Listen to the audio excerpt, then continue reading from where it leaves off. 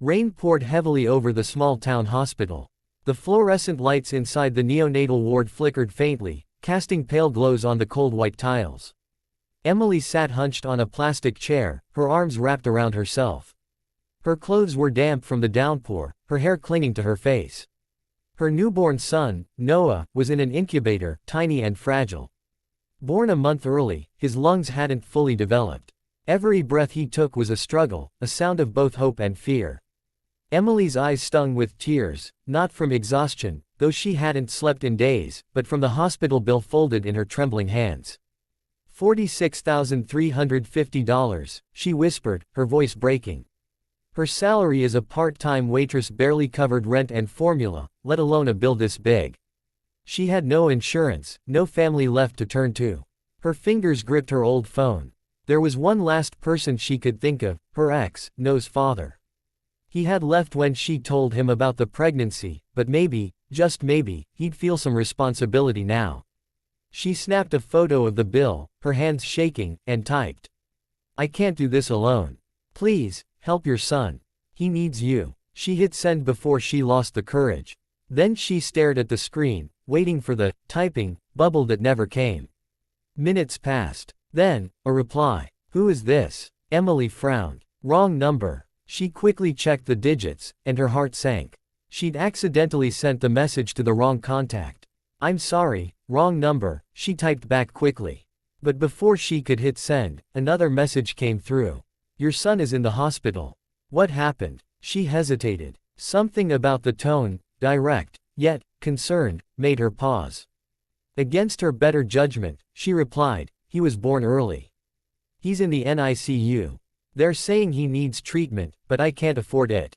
She expected silence. Instead, a reply came within seconds.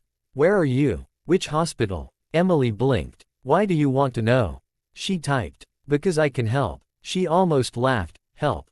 From a stranger who got her message by accident. Still, something in his words didn't feel like a scam. Maybe it was desperation, maybe hope, but she sent the hospital's name anyway.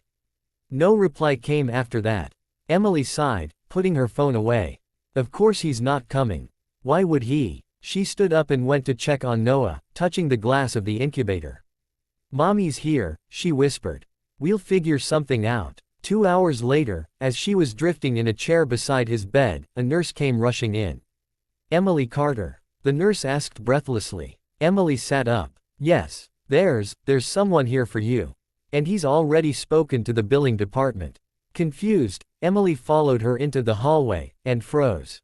Standing there, in a perfectly tailored charcoal suit, was a tall man with dark hair slicked back, a face so striking it looked like it belonged in a magazine. His presence radiated power. "Emily?" he asked, stepping forward. His voice was deep, smooth, and commanding. "Yes," she managed. "I'm Adrian Blackwood," he said, offering a faint smile. "I think you sent me a message by mistake." Her eyes widened. You're the one who texted me." "Yes," he said simply. "And I've taken care of the bill. The full amount. Plus, a little extra for anything your son might need." Emily shook her head in disbelief. What? No, I can't accept." But Adrian interrupted. "You don't have to. It's already done. Check your account." She pulled out her phone, her hands trembling, and opened her banking app. Her breath caught in her throat. $2 million credited. Her legs nearly gave out. This has to be a mistake." "No mistake," Adrian said calmly. "Your son deserves a chance. And I have my reasons for helping." "Reasons?" Emily asked, her voice unsteady. Adrian's eyes darkened for a moment. "Let's just say, I lost someone once. And I can't let it happen again." Before Emily could respond, the doctor approached, saying Noah's condition was already improving thanks to the immediate treatment paid for.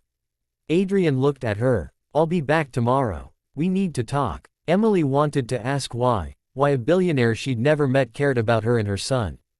But before she could, he turned and walked out into the rain, his black car waiting outside. Her phone buzzed. A final message from him. "I'm on my way back tomorrow. Don't disappear." Emily stared at the screen, her heart pounding. Who was Adrian Blackwood? And what exactly did he want with her and Noah? The next morning, sunlight streamed through the hospital window, casting a warm glow over the room. Emily sat beside Noah's incubator, watching his tiny chest rise and fall more steadily than the night before. The oxygen tubes were still there, but his color looked healthier. She kept glancing at the door, unsure whether she was hoping Adrian would return, or fearing it.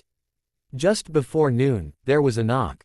When the door opened, Adrian stepped in, no suit this time, just a crisp white shirt and dark jeans, but still exuding the kind of effortless elegance money couldn't buy. He carried a small stuffed bear in one hand. "I thought Noah might need a friend," he said simply, placing the bear beside the incubator. Emily's heart twisted. "You didn't have to." "I know," he said, his voice softer now. "But I wanted to." Silence filled the room for a moment before Emily spoke again. "Why? You don't know me. You don't owe me anything. People don't just give $2 million to strangers." Adrian's jaw tightened, his eyes drifting to the incubator. 5 years ago, my fiancée was pregnant. Complications, she needed surgery. We had the money, the best doctors, but the hospital made a mistake. I lost both of them that night. Emily's breath caught. Adrian continued, "I've spent years throwing myself into work, trying to forget. But when your message came, I couldn't ignore it. Maybe it was fate. Maybe, I just couldn't stand the thought of another child dying because no one stepped in." Emily's eyes burned with unshed tears. "I'm so sorry." He shook his head. "Don't be. Just, let me help. Not just with the bill, but with anything else you and Noah need." Emily hesitated. "I'm not a charity case." Adrian's lips curved into the faintest smile. "I don't see you as one. I see you as someone who's been fighting alone for too long." Days turned into a week. Adrian visited every day, sometimes with food, sometimes with baby clothes, sometimes just to sit quietly by Noah's side. The nurses whispered about the mysterious billionaire who spent hours in the NICU, but Emily slowly began to realize there was more to him than his wealth. One evening, after Noah had finally been moved out of the incubator, Adrian came in carrying a car seat. "What's that?" Emily asked. "You're both coming home," he said matter-of-factly.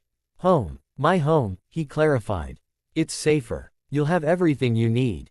And, I'd feel better knowing you're both somewhere I can look after you." Emily blinked. "Adrian, that's too much.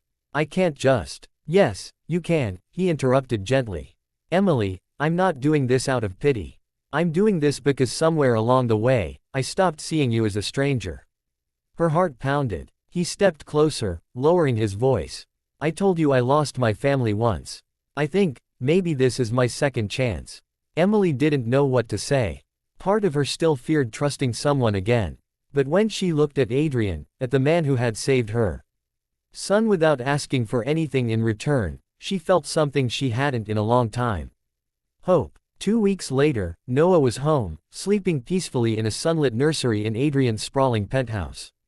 Emily stood in the doorway, watching her baby, when Adrian came up behind her and placed a gentle hand on her shoulder. "You're safe now," he murmured. Emily turned to him, her voice barely above a whisper. "So are you." And in that quiet moment, surrounded by the warmth of a home she never thought she'd have, Emily realized something. Maybe fate had brought her message to the wrong number, but it had found the right person.